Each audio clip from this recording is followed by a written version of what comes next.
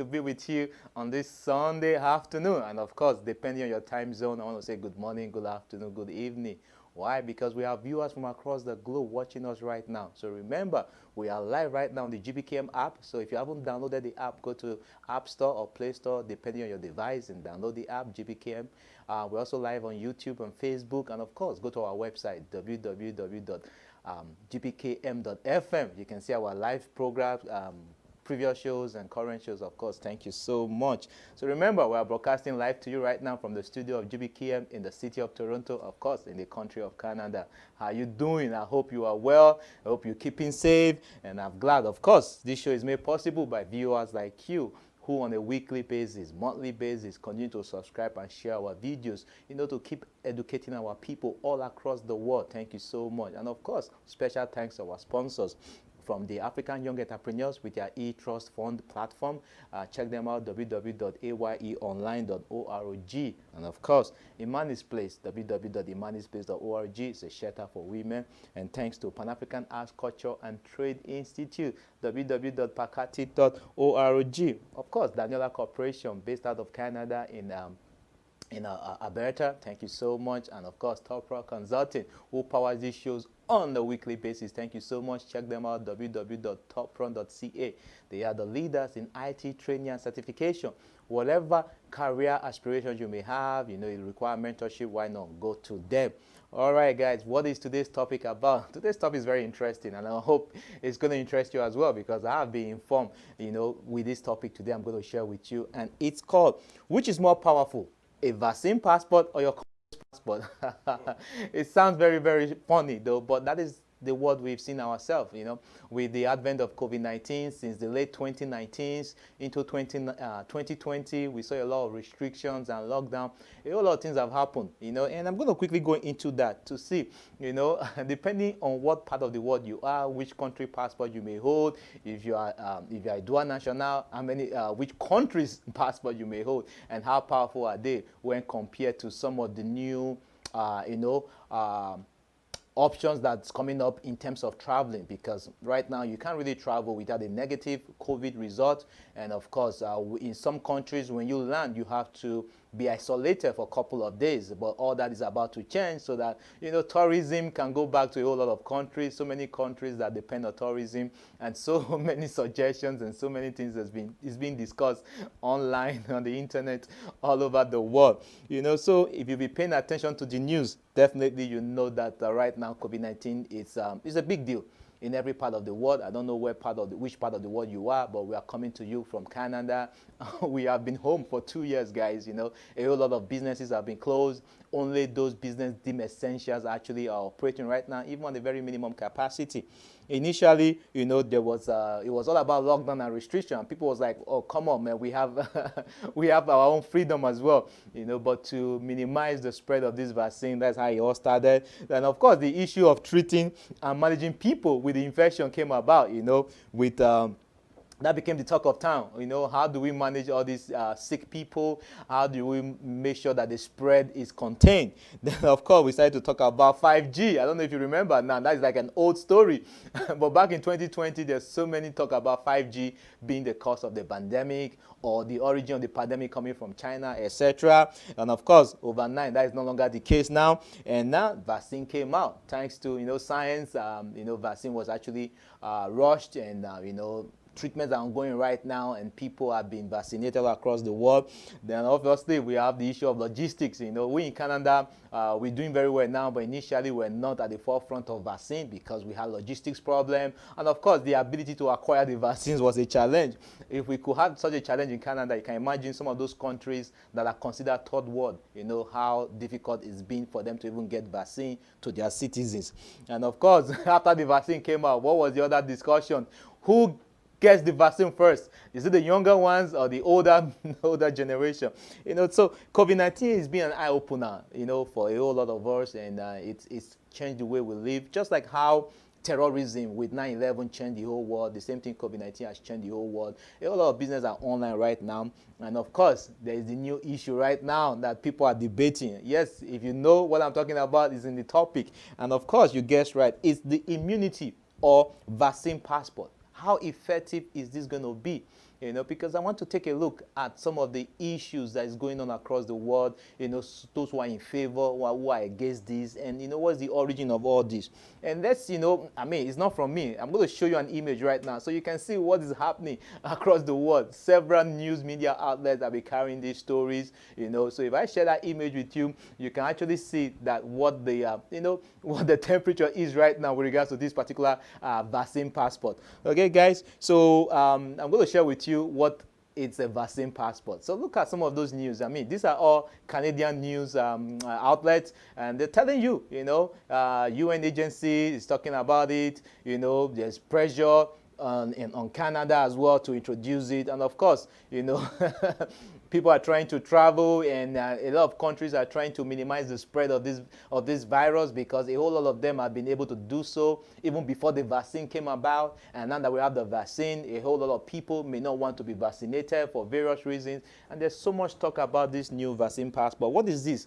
It's an immunity passport or a vaccine passport. It's also known as an immunity certificate or a recovery certificate. So basically, it's a document. It could be in a paper form or a digital form, which means it could be digital, through the phone or through apps, etc. What it does is that it's attesting that the person's name on this particular certificate is immune to this contagious disease. So it could be immune based on vaccination, or it could be immune because such individual actually had the infection and the immune system was able to fight it and recover from it. Now they have natural immunity. But we don't know yet if the vaccine passport is going to be for those people who have tested positive and now they're not negative, or if it's those people who have actually taken the vaccine. If it's just the first dose or the complete dose, we don't know yet. But these are some of the news going around that how this has become very, very important. So one thing I need to point out, guys, is that immunity passport is not the same as a vaccination record. No. Okay? Vaccination certificate actually prove that somebody has received a certain vaccine verified by medical record. Okay, of the clinic where the vaccine was given. So remember right now, a lot of you may not know, but if you travel to some part of West Africa, or no, let me just say Africa as a whole, because I'm not really sure if it's just West Africa, you need to get vaccination for yellow fever, you need to get vaccination for, malaria fever, different things, and a whole lot of immigration actually requires those vaccine certificates. And I'm being told this is actually different from the from the COVID-19 vaccine passport. I don't really know why it should be different and what the aims of some of these government agencies are. But we will get there, okay? So it's been argued that the primary difference is that vaccine certificate actually incentivizes the individuals to obtain vaccination against the disease, okay? While immunity passport incentivizes individuals to get infected with and recover from a disease. That is just, this is not from me. This is what I could find out about this vaccine certificate. But remember, the concept of immunity passport has drawn a whole lot of attention, during the COVID-19 pandemic. And, as a potential way to contain the pandemic and permit faster economic recovery. These are some of the pros for advocating for this kind of passport. This could include a health passport for people who have been either vaccinated or otherwise developed immunity by surviving COVID-19. So it's two-faced, but we don't know yet. Anyway, so the news is not just in Canada only. I'm going to share another image with you so you can see that this is a trending topic all across the world right now, and I want to really dive into this to see what is the importance of this vaccine passport and how relevant is it when compared to your own country's passport. Because if you are traveling, why do you need a passport? Passport gives you, enable you to move across the world, because in every country there are ports of entry, and they need to make sure that you are permitted to enter that country. And a whole lot of passports are very powerful. Why? Because they give you access to so many countries. Will vaccine passport do that? I don't think so, because a vaccine passport is different from an immigration passport. But yes, look at some of the news. Even Japan, to issue vaccine passport. We have UK, Boris Johnson, the Prime Minister of UK, recently with the G7 meeting, he's been pushing for, vaccine passport. And not only that, look at vaccine passport here. So why are there still so many travel restrictions, man? I don't know about you if you're going to get the vaccine passport, because what I've studied and found out is that it's totally different from your, vaccine certificate. Because normally when you get a vaccine, be it for, malaria fever, some of those diseases that I'm aware of, you need to get vaccinated against. You just get like a card, a paper card that you show to immigration and tell them that, like, I've taken this particular vaccine, so that way, I'm going to prevent being infected with those kind of disease. But I believe that vaccine passport is beyond this, and I don't know the agenda behind it. Okay, guys, let me share some information here with you. Some of the stuff that big agencies, like World Health Organization, have been saying about this passport. The first one says that according to World Health Organization in April 2020, they say that at this point in the pandemic, there is not enough evidence about the effectiveness of antibody-mediated immunity to guarantee the accuracy of an immunity passport. So this is last year from World Health Agency. They say that this vaccine passport cannot guarantee the accuracy of one's immunity. For example, the research published in April 2021, just a few months back, shows that the Pfizer vaccine effect lasts for at least 6 months.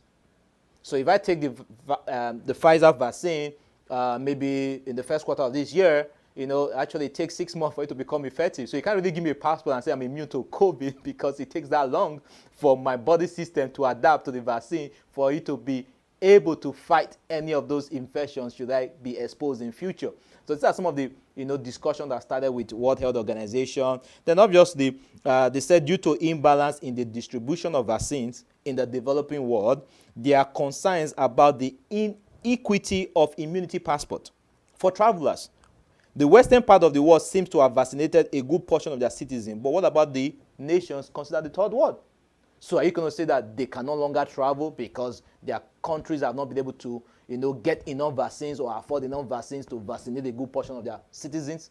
These are some of the, loopholes in some of these proposals. And apart from that, recently, again, in April, the World Health Organization Emergency Committee opposed immunity passports, saying that states parties are strongly encouraged to acknowledge the potential for requirements of proof of vaccination to deepen inequities and promote differential freedom of movement, which is true. What do you think? What do you think? Because there are some people that will never get vaccinated. It's against their culture. It's against their religion. So are you trying to say that now those people cannot really move around, even though they have a passport that gives with a visa to a specific country, and you're not saying because they don't have the vaccine passport they cannot move? So this is why we're trying to look at it, which is more powerful? Is it a vaccine passport or your country's passport issued by the immigration? So we're going to go into that definitely, and we see. And finally, many countries may increasingly consider the vaccination status of travelers when deciding to allow them entry, or whether to require them to what? Isolate or quarantine. Some sort of vaccine certificate will be important to reboot travel and tourism. This is according to Dr. David Nabarro, a special envoy on COVID-19 for the World Health Organization. However, February this year, countries experimenting with or seriously considering vaccine passport include Aruba, which is in the Caribbean, Britain in Europe, Israel in the Middle East, and of course our country, Canada. These are the countries who are really pushing for vaccine passport. And I don't really understand how effective this is, because before the vaccines came out, people were traveling. You need to wash your hands, you need to wear your mask, you need to be very cautious, you need to give social distancing, you need to quarantine. Now that there's vaccine, a whole lot of people now may have immunity against this vaccine. Why are they still pushing for this passport? I don't know. But we're going to get there, definitely. So we shall see how this call for vaccine passport is going to play out in the nearest future, and we're going to take a look at the most powerful passport, and if you carry any of these passports, without a COVID-19 vaccine, what is the impact? So we're going to go on a quick break, guys, okay? When we come back from the break, we're going to share with you some of these powerful passports. And you be the judge. Do you think that with this kind of passport, you will be denied entry to certain countries because you don't have the vaccine passport? Okay? Or maybe you have been vaccinated, vaccine passport, for instance, because people have the right to. Okay, or maybe you've had the infection, COVID-19 infection, you recovered. Now you're good. You've not been infected, in the last couple of months. So how will that differ? We're going to go on a quick break. When we come back, we're going to look at this powerful passport and let's see which passport you hold, how they rank. Thank you so much. Do not go. Stay tuned. We'll be right back. My name is Carol, and I'm currently a project coordinator. I took the project management course. I learned a number of things, one of which was interview skills. I learned about the Agile framework and how that's very different from the waterfall model of project management. At Top Run Consulting, the key unique area that we try to focus on is not to just impart certification knowledge, but the application of real-world tools. Back in June 2017, I did the business analysis course at Top Run. I learned the basic and advanced skills and tools to be successful in business analysis fields.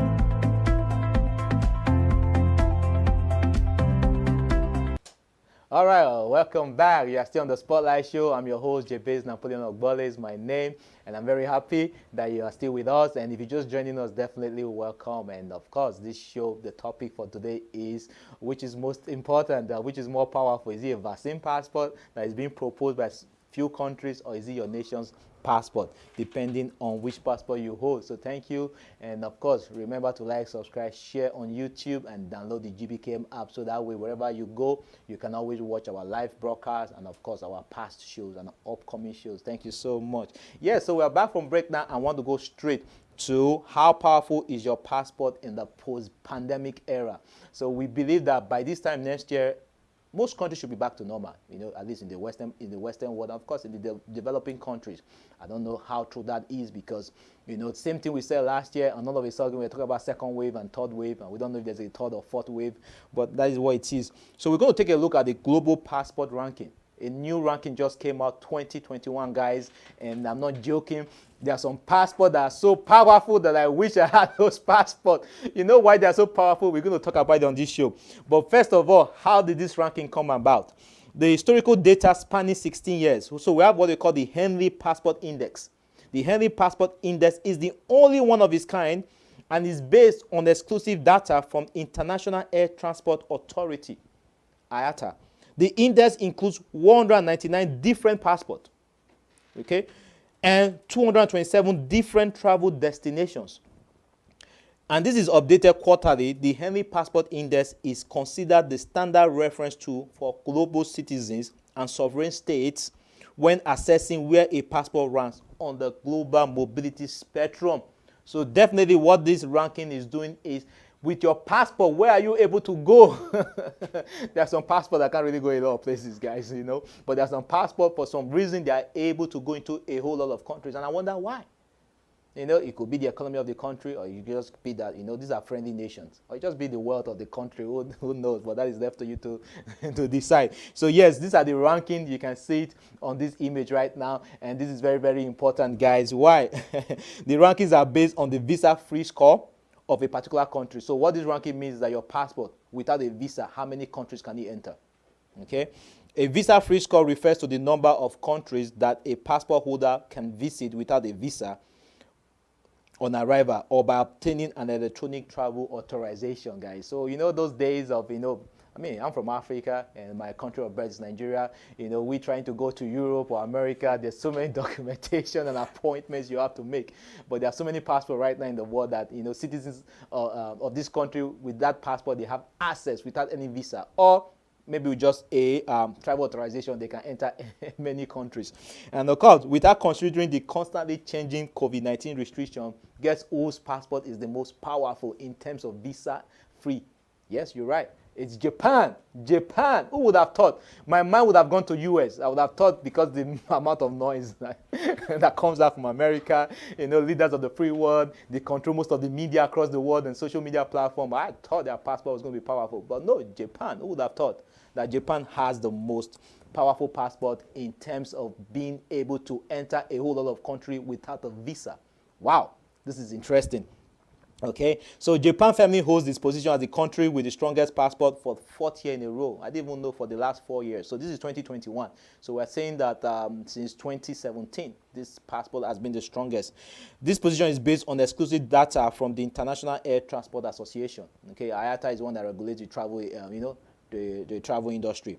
With Japanese passport holders, they are able to access 193 countries. Wow, 193. How many countries are there in the world? I think like about 200, over 200. wow, I didn't know Japanese passport had that much, you know. So if you're a global traveler, you like to travel, Japanese passport, one of the passports you should definitely have. It actually helps you from being able to, bypass all those straight visa application process. All right, guys. Apart from Japan, the next country is Singapore. Singapore can enter 192 countries without a visa. Wow, who would have thought? Then Germany can enter 191 countries without a visa. They are number 3. Number 3 as well is South Korea. South Korea can enter 193 countries without a visa. Wow. Followed by Finland, 190 countries without a visa, same as Italy and Luxembourg and Spain. Then Austria and Denmark can enter 189 countries without a visa. Man, these countries have some very powerful passports. I'm very curious. I'm sure you are curious as well. I want to know how many countries can Canadian passport or American passport get access to without a visa. And I have that here actually. The United States and UK jointly shared the 7th position with a visa-free score of 187 destinations. Canada, Mexico, and Brazil are number 9 on the list. And so Canada is number 9th, Mexico is number 23, Brazil is number 17. Collectively, they are able to go into, Canada can go into how many countries without a visa? And Mexico as well. Man, who would have thought that Canada, Mexico, and Brazil passport is very strong as well, of course, with American passport. So those areas, they rank the same. And this is very, very interesting, guys. I don't know if this makes a whole lot of sense to you, but it's been very, very informative and educative to me as well, guys. So these are some of the most powerful passports. So now let me ask you a question. If I have a Japanese passport and I have access to 103 countries, and I do not have a vaccine passport, are you not trying to say I no longer have my freedom to move about?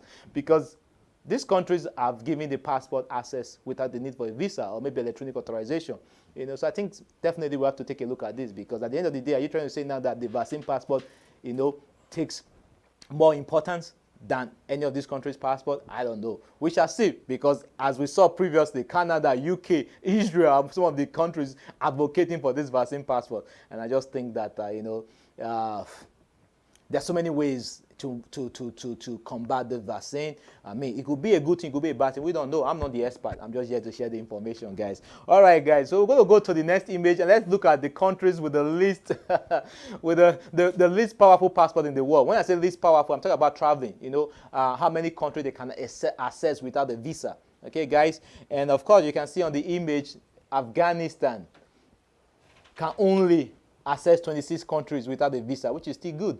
They are the least. Iraq can access 28, Syria 29, Pakistan is 32, and of course Yemen is 33. Wow, Afghanistan can access 26 countries. I wonder what countries those are. It's there for you to find out what countries those are and see for citizens of Afghanistan and see what country they can access. Apart from that, what I haven't shared here is some of the African Caribbean countries. I actually have that as well to see where they rank. So the latest report indicates that the gap in travel freedom is now at its widest. Because a whole lot of citizens with some passport cannot really access a whole lot of countries. There's a whole lot of restrictions on their movement, so they really need to get prior authorization, such as a visa or travel authorization, to access some of these countries. So the gap is getting bigger, and this is what this report is saying. Why? Because Japanese passport holder can access 167 more destinations than the citizens of Afghanistan, who can only access 26. That's a big gap. So holders of Afghani passport and the Japanese passport, the gap is so wide where they can travel to. Who are the biggest gainers? So over time, this index can make a big impact, and in the last decade, countries like China and UAE have been the biggest mover. China passport can actually go to more countries unlike before. So China has risen by 22 places in the ranking since 2011, and from a visa, by going from a visa-free or visa on arrival score of 40 destinations. So before they could access 40 destinations, now they can access 77. Who knows why? Maybe it's because of their work in Africa or all over the world. The Chinese is a big economy now, so definitely their citizens to be able to access more countries without the bureaucracy or trying to apply for visa. So that's why they've jumped up, and also UAE has gone up as well. The UAE in 2011 was ranked 65th with a visa-free score of 67 destinations. Today, of course, thanks to what's happening in the Emirates and Dubai and co, for them to strengthen diplomatic ties with countries across the globe, they are now ranked 15th with a visa-free score of 174 destinations. Wow. So if you have a passport from UAE, you can access 174 destinations. Oh wow, that's huge. That's huge, guys. So like I said before, I actually have another report here. Let's talk about some African country. Which African country do you think? I'm not going to share any image with you. I'm just going to tell you this, okay, guys? Which African country do you think has the most powerful passport in terms of having visa-free access to a whole lot of countries? Yeah, you bet. You guessed right. It's Seychelles. Seychelles is actually ranked 61 across the world. And their passport rank is actually 61, and they can access 91 countries. Followed by the island of Mauritius. Of course, South Africa is 48. They can access 82 countries without a visa. Botswana can access 68 countries without a visa. And in Africa, which country is considered the least powerful? Can you guess? Yep, Somalia is the country with the least powerful passport in the whole of Africa. They can only access 34 countries. They are still better than Afghanistan. Afghanistan is the bottom of the list, maybe because of the civil war or some of the things going on there. I don't know. But that is Africa for you. And let's go to the America. I'm very curious about the Caribbean, our Caribbean brothers. How powerful is their passport? And of course, in the Americas, the most powerful passport is Canada. Canada beats American passport now, guys. So no wonder there's a whole lot of influx of people coming to Canada. Migration is booming right now in Canada, and I heard that the government is about to even allow more people into the country. Okay, Canada seems to be in America. Canada is the biggest because they can access 130 countries. So you have a Canadian passport, you can go to 130 countries without a visa. So no more excuse. Go on that vacation. Okay, guys. I was telling my producer, it's about time you take a vacation. He has a Canadian passport, so now he can go to 113 countries. I don't know what those countries are, but I know a whole lot of good countries can be accessed visa-free with a Canadian passport. Of course, followed by American passport. Okay, and when we talk about our Caribbean brothers, Barbados is one of the most powerful passports in the Caribbean. It can access 97 countries. Bahamas, 93 countries. Antigua and Barbuda, 90 countries. St. Vincent and the Grenadines, 88 countries. Costa Rica, 88 countries as well. Trinidad and Tobago is a very powerful passport overall. It's ranked 57 and it can access 87 countries. Okay, St. Lucia can access 84 countries. Panama passport is good as well. It can access 84 countries. And of course, let's see which in the Caribbean or in the Americas, which passport has the least power in terms of how many countries it can access. Can you guess? Yes, it's Haiti. Haiti is still okay. They can go to 45 countries without a visa, guys. So this is very, very important, guys. And I hope this information is very, very impactful to you and be very beneficial. So now you know how your passport ranks. Oh, why don't we go to, I won't end this show without talking about Nigeria. Nigeria, my country of birth. Let's see how many countries the Nigerian passport can actually access. So Nigerian passport, wow, 69 passport power rank. That's good. 69. So which means they can access 44 countries without a visa. I'm very curious to know what those countries are. I know a bunch of them might probably be in Africa because of the ECOWAS. We have free movement there. So definitely I'm happy. I'm happy for them. I know things will get better. We are a Nigerian passport, of course, is more powerful than South Sudan, than Congo, than Libya, than Ethiopia, Eritrea, and of course Somalia. Those are the countries' passport that in Africa, Nigerian passport is stronger than. And of course, Ghana passport. To our neighbors in Ghana, the Cameroon passport can access 49 countries. It actually has more power than Nigerian passport.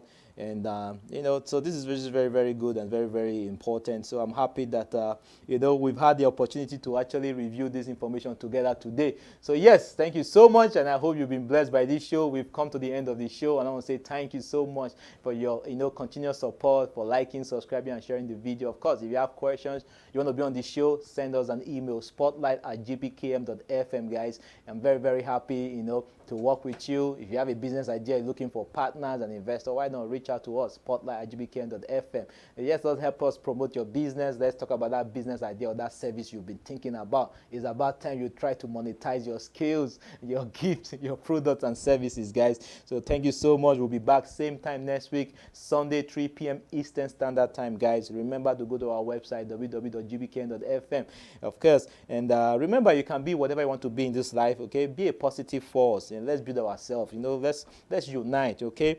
Build your home, your community, wherever you may find happiness is it's your home. You know, participate in local politics, in community development. You know, help one another, guys. That's what life is all about. Today we are in this earth, tomorrow we will not be there. So, guys, remember to be your brother's keeper and your sister's helper. You know, like I always say every week, start thinking of that business idea. Multiple streams of income is still the best way to go. We all wake up every day trying to make a living, because no one just wants to sit idle or be homeless or be redundant, you know, or be useless. Everybody wants to make an impact, and this is why I say, okay, good. If you are willing to make an impact, multiple streams of income is gone. Generational wealth is good. We don't want the next generation to start from how we started. You know, let us pass some wealth, some ideas, some power onto the next generation, so that way they can be impactful as well. All right, guys, so remember, network with like mind, okay? Your network determines your network. Trust me, guys, if you're always networking with gossipers and noisemakers, you're gonna be one of them, okay? If you want to be a millionaire, network with like minds, okay, guys?